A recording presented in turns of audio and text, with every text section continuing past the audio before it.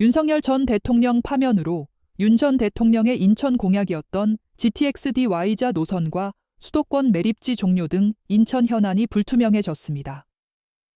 헌재는 지난 4월 4일 오전 11시 22분 윤석열 대통령을 파면한다고 밝혔습니다.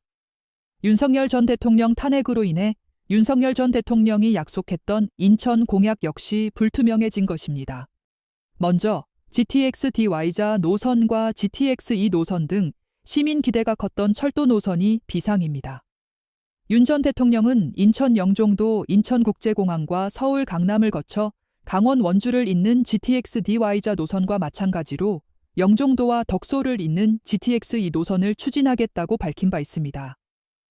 GTX-DY자는 영종도, 인천국제공항에서 출발해 서구 청라, 가정 지구를 거쳐 김포, 검단, 계양에서 오는 노선과 부천 종합운동장에서 만나 광명, 시흥, 가산, 신림을 지나 삼성역에서 다시 Y자로 분기해 경기도 팔당과 수서, 모란, 여주, 원주 방면으로 운행하는 노선입니다. GTX-E는 영종도에서 출발해 서구 청라, 가정, 계양, 작전, 대장, 등촌, DMC, 연신내, 평창, 광운대, 신내, 구리, 덕소를 연결하는 노선입니다.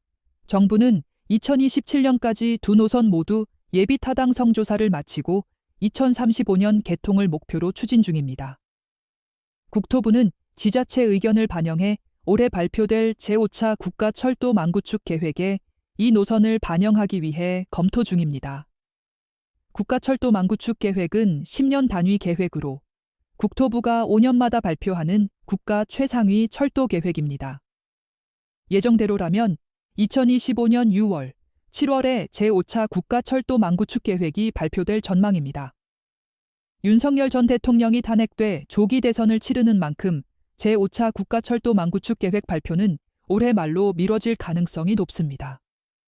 아울러 대선에서 나오는 철도 공약이 5차 국가철도 망구축 계획에 영향을 미칠 가능성 또한 높습니다. 또 윤석열 전 대통령이 약속했던 수도권 대체 매립지 조성을 위한 총리실 산하 전담기구 역시 탄핵으로 인해 어려워지게 됐습니다. 윤 전 대통령은 지난 대선 당시 인천 공약으로 총리실 산하로 대체 매립지 확보를 위한 기구를 만들겠다고 약속했습니다.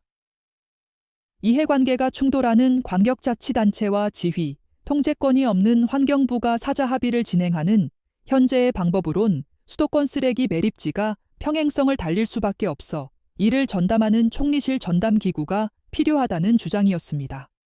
그러나 윤석열 전 대통령 탄핵으로 인해 이 역시 불가능해졌습니다. 오는 6월 3일 조기 대선이 유력한 가운데 인천 현안을 해결하는 공약이 다시 대선에 등장할 수 있을지 관심이 모아집니다. 이상 인천투데이 인투아이 앵커였습니다.